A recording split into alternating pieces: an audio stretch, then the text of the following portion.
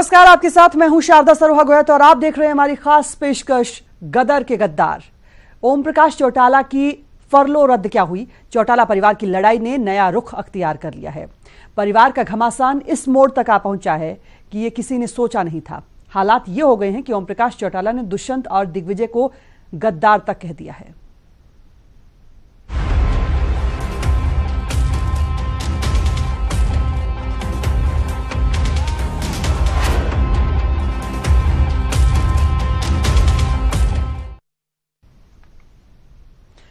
इनेलो supremo Om Prakash Chautala की फरलो रद्द कर दी गई है और उन्हें दिल्ली के अस्पताल से तिहाड़ जेल भेज दिया गया है। ओम प्रकाश चौटाला इस बात से इस कदर नाराज हैं कि उन्होंने पोतों दुष्यंत और दिग्विजय चौटाला को गद्दार करार दे दिया है। में जो धक्के मुक्के हुए थे वो भी किसी से छुपे हुए नहीं है। वो तो अपने दादा को गिराना चाहते थे, भी इनके पैर हाथ टूट जाएगी और बचा लिया। दुष्यंत जैसा दिग्विजय जैसा ना लायक तो किसी के पैदा ही ना हो, और हो तो रहे ना। मैं तो आखिरी यही कहती हूँ भी वो चारों जी, मैं तो मर जाऊं तो मेरी अर्थी के भी हाथ ना लगाए। अरे मुझे देखने में नहीं आए। ये एक दादी का दर्द है जो अपने पोतों से इस कदर आहत है कि उन्होंने साफ कर दिया कि उनके मरने के बाद अजय चौटाला परिवार उनकी अर्थी को कंधा तक ना दे। रैली में जो धक्के मुक्के हुए थे वो भी किसी से छुपे हुए नहीं है। वो तो अपने दादा को गिराना चाहते थे, भी इनके पैर हाथ टूट जाएगी और बचा लिया। दुष्यंत जैसा दिग्विजय जैसा ना लायक तो किसी के पैदा ही ना हो, और हो तो रहे ना। मैं तो आखिरी यही कहती हूँ भी वो चारों जी, मैं तो मर जाऊं तो मेरी अर्थी के भी हाथ ना लगाए। अरे मुझे देखने में नहीं आए। इनेलो की सियासी लड़ाई तो पहले ही जगजाहिर हो चुकी थी, लेकिन ये लड़ाई इतना गंभीर रूप लेगी ये किसी ने नहीं सोचा था। दरअसल ये सारी लड़ाई इनेलो सुप्रीमो ओपी चौटाला की फरलो रद्द होने के बाद शुरू हुई। खुद ओपी चौटाला ने दुष्यंत और दिग्विजय को गद्दार तक कह डाला। कोई नई बात है मेरे खिलाफ तो लगातार साजिशें हो रही है और साजिश के तहत मेरी फरलो कैंसिल की गई। चौटाला साहब, आप दुष्यंत और दिग्विजय का समर्थन कर रहे हैं, ऐसा प्रचार किया जा रहा है कि आप उनको समर्थन कर रहे हैं। मैं गद्दारों को और देशद्रोहियों का कभी समर्थन नहीं करता।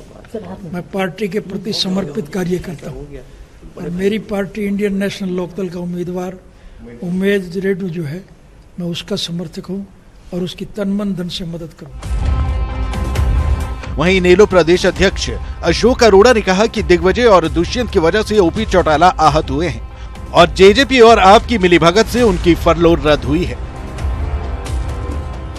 3 हफ्ते की मंजूरी दी और उसके बाद 18 तारीख को उस पर एक शर्त लगा दी गई कि आप कहीं भी राजनीतिक मीटिंग अटेंड नहीं कर सकते। बगैर कोई कारण बताए उनकी फरलो रद्द कर दी और गिरावट दिग्विजय चौटाला और दुष्यंत चौटाला यहां तक आ गए।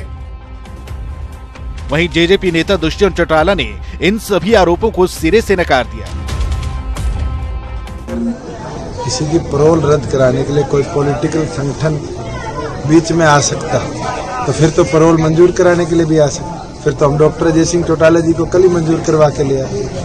केवल मात्र उन लोगों की कई बातें हैं जो लोग सुबह उठने से लेकर रात को सोने तक एक ही चीज सोचते हैं कि किस प्रकार से जननायक जनता पार्टी को रोका जाए। और मैंने तो पहले कहा था हर एक के पास अधिकार, जो इन्फॉर्मेशन मेरे पास है, परसों ही फरलो मंजूर हुई थी। अब क्या कारण रहे हैं, किन लोगों ने पैरवी प्रॉपरली नहीं करी, वो तो वो लोग जवाब दे। तो इनेलो का सियासी घमासान अपने चरम पर पहुंच चुका है। हालांकि अब देखना यह है कि चौटाला परिवार की यह जंग आगे क्या रंग दिखाती है। Bureau report, news 18 Haryana. तो इनेलो सुप्रीमो ओम प्रकाश चौटाला की फरलो रद्द कर दी गई और उन्हें दिल्ली के अस्पताल से तिहाड़ जेल भेज दिया गया। ओम प्रकाश चौटाला ने इसे साजिश करार दिया। इसके अलावा ओम प्रकाश चौटाला ने दुष्यंत चौटाला और दिग्विजय चौटाला पर जमकर निशाना साधा। ओम प्रकाश चौटाला से खास बातचीत की हमारे संवाददाता अविनाश तिवारी ने। चुनाव हो रहे हैं और ओपी चौटाला की फरलो रद्द हो गई है। देखिए इस वक्त वो जो है अस्पताल से निकलकर तिहाड़ जेल की ओर जाएंगे। हम उनसे कोशिश करेंगे बातचीत की, ओपी चौटाला से बातचीत करने की कोशिश करेंगे कि आप कुछ वो कहते होंगे, क्या कहना है। ओपी चौटाला साहब आपकी फरलो रद्द की गई है, आप क्या कहेंगे? चौटाला साहब जी रद्द की गई है, क्या कहेंगे इस पे? क्या कहेंगे? फरलो रद्द की गई है आपकी। कोई नई बात है क्या? मेरे खिलाफ तो लगातार साजिशें हो रही हैं और साजिश के तहत मेरी फरलो कैंसिल की गई है। चौटाला साहब, आप दुष्यंत और दिग्विजय का समर्थन कर रहे हैं, ऐसा प्रचार किया जा रहा है कि आप उनको समर्थन कर रहे हैं। मैं गद्दारों को और देशद्रोहियों का कभी समर्थन नहीं करता।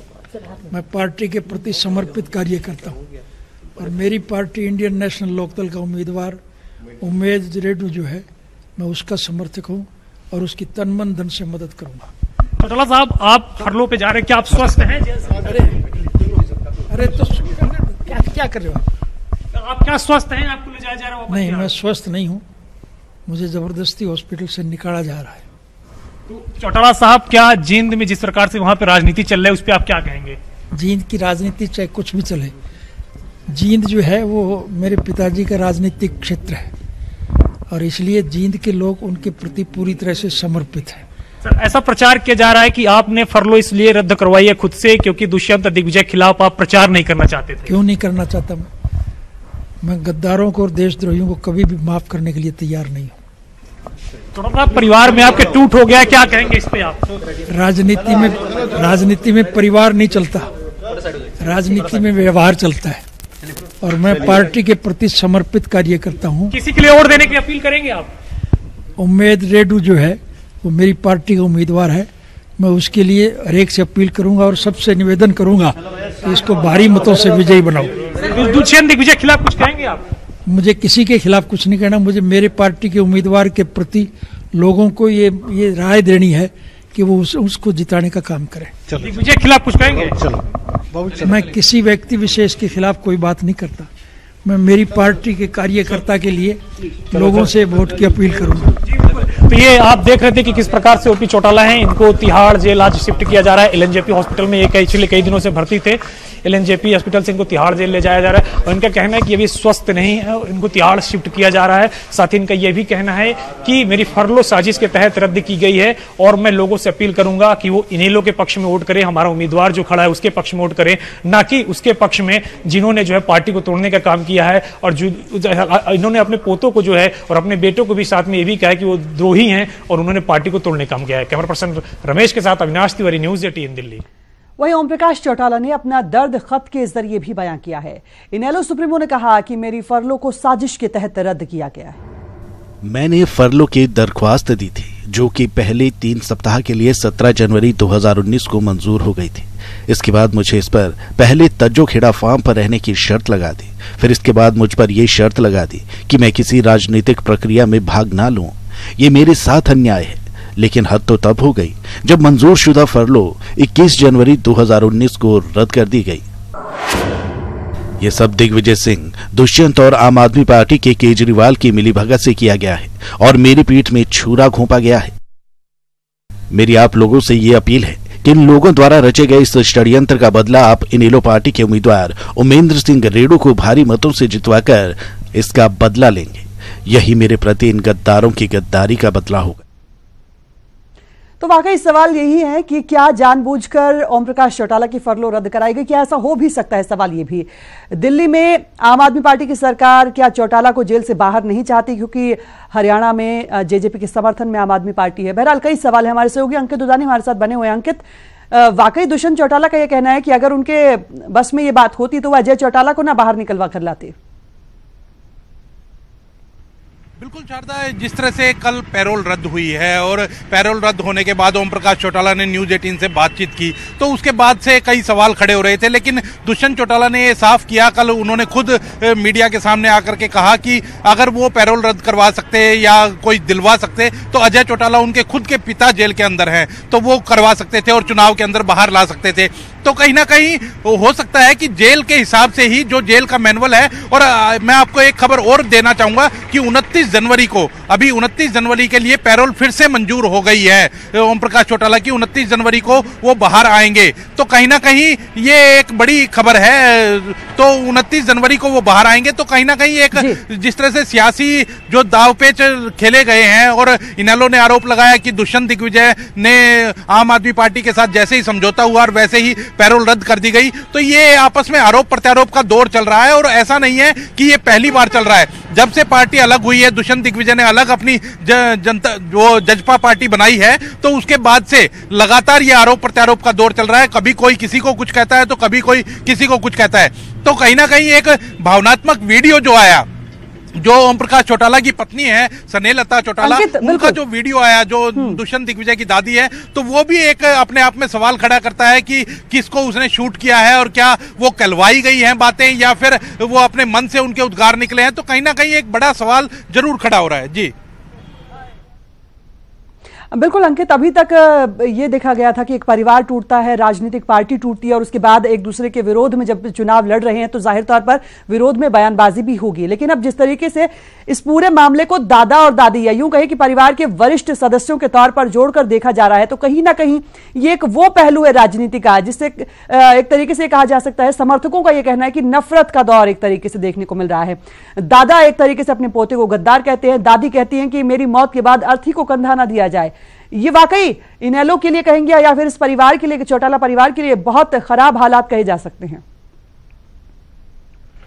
बिल्कुल, इसमें कोई दो राय नहीं है शारदा की ये बड़ा ही दुखद है, क्योंकि जिस तरह से राजनीति में अलग अलग पहले रणजीत चौटाला और ओम प्रकाश चौटाला भी हुए हैं और दोनों हुए थे, लेकिन जिस तरह की बयानबाजी अब आ रही है निकल करके सामने, तो वो बेहद ही मतलब दुखद ही कहा जाएगा। क्योंकि परिवार के अंदर जिस तरह के दादी ने जिस तरह से पोतों के लिए कहा, परिवार के लिए कहा, अपने बेटे अजय चौटाला के लिए कहा, तो वो कहीं ना कहीं एक ये कि, और ये भी समझना होगा कि ये केवल राजनीतिक, केवल चुनाव जीतने के लिए हो रहा है, हरियाणा में काबिज होने के लिए हो रहा है, जींद में काबिज होने के लिए हो रहा है, या फिर वास्तव में ऐसा है, वास्तव में ये सारा स्क्रिप्टेड तो नहीं है कहीं ना कहीं। तो कहीं ना कहीं ये सारे मुद्दे हैं और ये सारी बातें हैं, इनके ऊपर विचार करना जरूरी है। लेकिन जिस तरह से राजनीति का स्तर गिरा है, तो वो अपने आप में एक बड़ी बात है कि ओम प्रकाश चौटाला कहते हैं कि वो गद्दार हैं, गद्दार जैसे खबर आपने जरूर दी है, और इसी बड़ी खबर के आधार पर इनेलो क्या दावा करेगी ये भी हम जानने की कोशिश करेंगे। क्योंकि अगर 22 जनवरी को ओम प्रकाश चौटाला बाहर नहीं आ पाते, अपनी पार्टी के लिए चुनाव प्रचार नहीं कर पाते,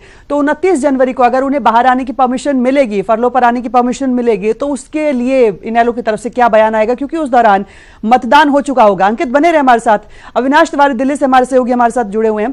अविनाश, आपके पास आ रहे हैं और वाकई इस पूरी प्रक्रिया को समझना चाहेंगे। जैसा कि दुष्यंत चौटाला ने दावा किया कि कोई राजनीतिक संगठन क्या फरलो रद्द करवाने की भूमिका निभा भी सकता है? क्या इस बात को जोड़कर देखा जाए कि आम आदमी पार्टी हरियाणा में जेजेपी को समर्थन दे रही है और इसका कोई असर फरलो पर पड़ा है?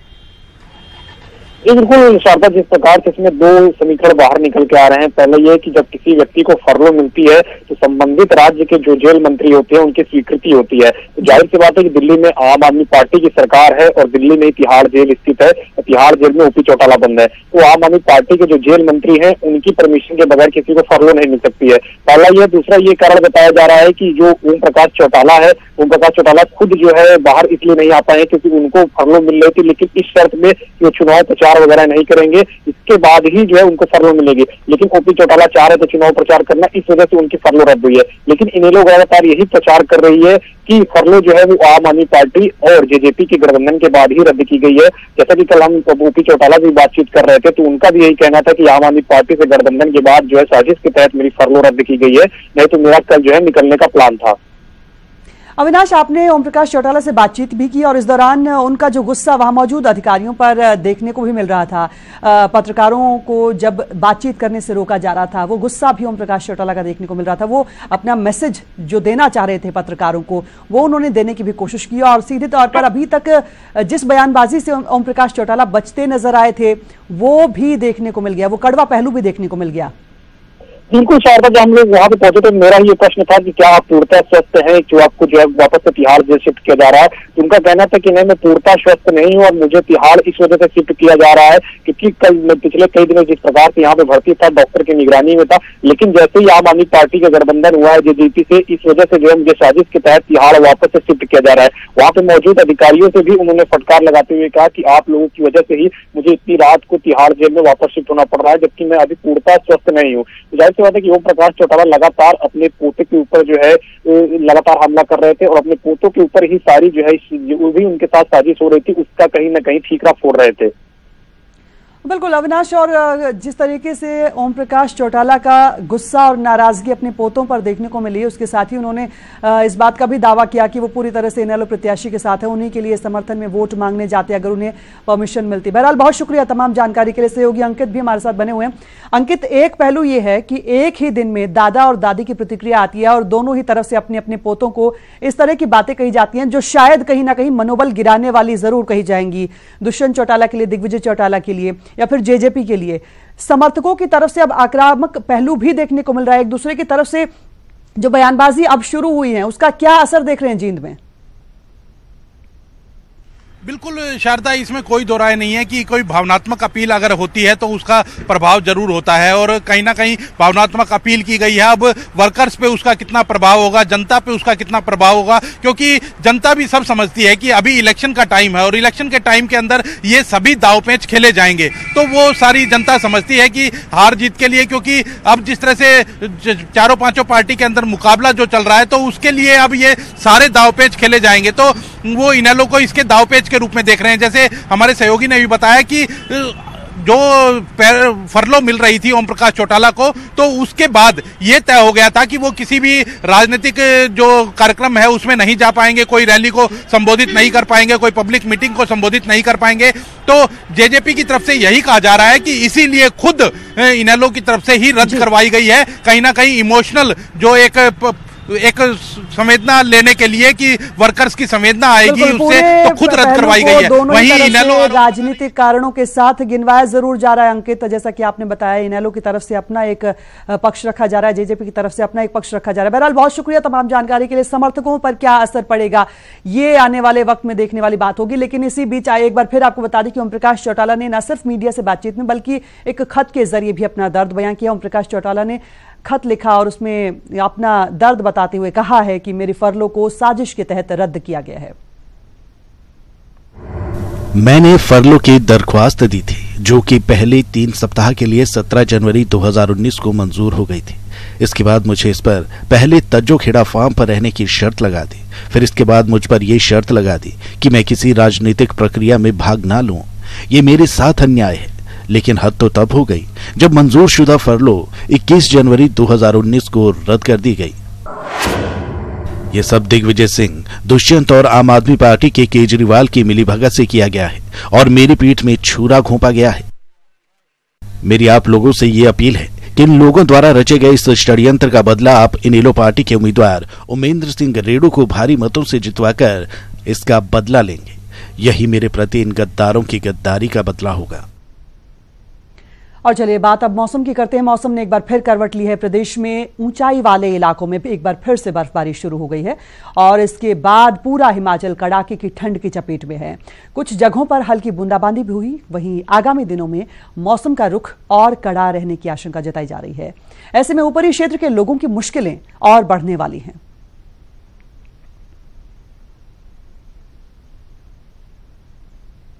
दो तस्वीरें आप देख रहे हैं और इन दोनों ही तस्वीरों में आप देख सकते हैं बर्फबारी किस कदर देखने को मिल रही है और बर्फबारी से खासा प्रभाव जनजीवन पर पड़ रहा है। जो लोग यहां पर रह रहे हैं उनके लिए कितनी परेशानियां बनी होंगी ये भी समझा जा सकता है। दरअसल पानी जो है वो पाइपों में जमने लग जाता है। उस दौरान लोगों को पीने के पानी की व्यवस्था भी करनी पड़ती है। संपर्क एक तरीके से पूरे देश और दुनिया से कट जाता है। लाहौल की अगर हम बात करें तो वहां पर खास तौर पर परेशानी लोगों को देखने को मिलती है। वहीं पर्यटकों के लिए या फिर बागवानों के लिए बेहतर मौसम।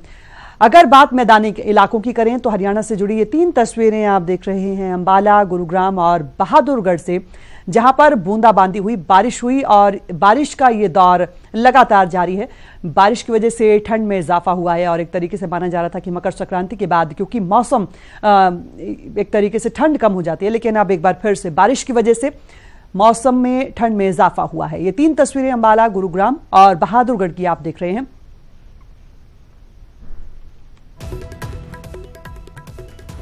पर्यटन नगरी मनाली में एक बार फिर से मौसम ने करवट ली और बर्फबारी का दौर जो है शुरू हो चुका है। इसमें हम खड़े हैं मनाली में और यहाँ पे आप देखते हैं कि किस तरह बर्फ के फाहों के गिरने का वो सिलसिला यहाँ पे शुरू हो चुका है। आप देखते हैं कि किस तरह अभी यहाँ पे भारी बर्फबारी हो रही है। हालांकि प्रशासन की तरफ से भी पिछले 2 दिन पहले ही जो घाटी में अलर्ट जारी किया गया था कि जिसमें कहा गया था कि मनाली व इसके आसपास के क्षेत्रों में जो भारी बर्फबारी होती है उसके दरमियान जो है आज जो यहाँ पे जिस तरह देख सकते हैं कि सुबह से ही जो है बर्फबारी का जो लगातार दौर जो है यहाँ पे जारी है। अब देखने वाली बात यह है कि आगे आने वाले दिनों में किस तरह का मौसम जो घाटी में रहता है। सचिन शर्मा, न्यूज़ 18 हिमाचल। दिल्ली एनसीआर में आज एक बार फिर मौसम सुहावना हो गया है और कल देर शाम से ही मौसम की गड़गड़ाहट ये एहसास करा रही थी कि दिल्ली एनसीआर में तेज बारिश होगी और गुरुग्राम में कल देर शाम से ही रुक रुक कर बारिश हो रही थी और आज सुबह तेज बारिश आई है, जिसके बाद गुरुग्राम का मौसम सुहावना हो गया है। अगर इस हम मौसम की बात करें तो इससे सबसे ज्यादा फायदा गुरुग्राम दिल्ली एनसीआर का जो पोल्यूशन बढ़ रहा था उससे कहीं ना कहीं राहत मिलेगी और पोल्यूशन लेवल जो है उसमें कमी आएगी। तो वहीं साथ ही साथ जो तापमान है गुरुग्राम का उसमें भी कमी आई है और ठंड एक बार फिर बढ़ गई है। लेकिन राहत की बात यह है कि इस बारिश से अगर किसी को सबसे ज्यादा फायदा हुआ है तो वो है किसान, और किसानों के चेहरे पर एक बार ये बारिश की हल्की फुहार ने उनके चेहरों पर खिला दी है। ऐसे में अगर इस बारिश की वजह से सबसे ज्यादा नुकसान की बात करें तो फिर वाहन चालकों और स्कूली बच्चों को हो रहा है। लेकिन गुरुग्राम का मौसम एक बार फिर सुहावना हो गया है। कैमरामैन अशोक कुमार के साथ नीरज अंबाव का न्यूज़ 18। तो बारिश और बर्फबारी का दौर, चाहे बात मैदानी इलाकों की बारिश की करें, गुरुग्राम की तस्वीरें आपने देखी, इसके अलावा पहाड़ों पर भी बर्फबारी का दौर जारी है।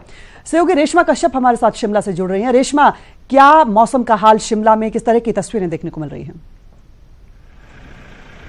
जी शारदा, मैं आपको बताना चाहूंगी कि सोमवार रात से ही राजधानी में जो बर्फबारी का दौर है वो रुक रुक कर चल रहा था, लेकिन अभी की अगर मैं आपको स्थिति बताऊं तो यहाँ पर जो बर्फबारी है लगातार जारी है। अगर आप देख सकते हैं कितनी तेज बर्फबारी हो रही है और जिस तरह से मौसम विभाग की तरफ से पूर्वानुमान लगाया गया था कि आज प्रदेश भर में जो ऑरेंज अलर्ट है वो जारी किया गया है, जिसकी वजह से प्रदेश के जो मैदानी इलाकों से लेकर पर्वतीय क्षेत्रों तक इसका असर देखने को मिल रहा है। ऊपरी जो पहाड़ी क्षेत्र है वहां पर बर्फबारी का दौर जारी है और शिमला में जिस चीज का सब लोग बेसब्री से इंतजार कर रहे थे, पर्यटकों की बात करें चाहे स्थानीय लोगों की बात करें बर्फबारी होने का, तो फाइनली आज सुबह से जो कंटिन्यू स्नोफॉल है वो यहाँ पर हो रहा है। आप देख सकते हैं किस तरह से कितनी भारी जो स्नोफॉल यहाँ पर हो रही है और जिसकी वजह से टेम्परेचर में काफी ज्यादा जो असर है वो देखने को मिल रहा है। और पर्यटकों की अगर हम बात करें शायद काफी ज्यादा खुश वो नजर आ रहे हैं क्योंकि शिमला आने का उनका एक जो मकसद था वो कहीं ना कहीं जरूर इस तरह से पूरा हो चुका। जी बिल्कुल, जी शारदा, बिल्कुल रेशमा, वाकई बहुत खूबसूरत तस्वीरें आपने हमारे दर्शकों तक पहुंचाई। बहुत शुक्रिया तमाम जानकारी के लिए। तो बता दें कि शिमला में इस वक्त जो मौसम है वो मनाली से भी ज़्यादा ठंडा कह सकते हैं और ये 3 तस्वीरें भी आप देख सकते हैं। शिमला, मनाली, आनी की तस्वीरें आपके सामने, ये तीनों तस्वीरें देखकर मौसम का अंदाज़ा लगाया जा सकता है। तीनों तस्वीरों में आप देख सकते हैं बर्फबारी का दौर जारी है। और बात करें शिमला के मौसम की तो आज के दिन शिमला का मौसम मनाली से भी ज़्यादा ठंडा है, तापमान यहाँ पर ज़्यादा कम है और बर्फबारी फिलहाल देखने को मिल रही है।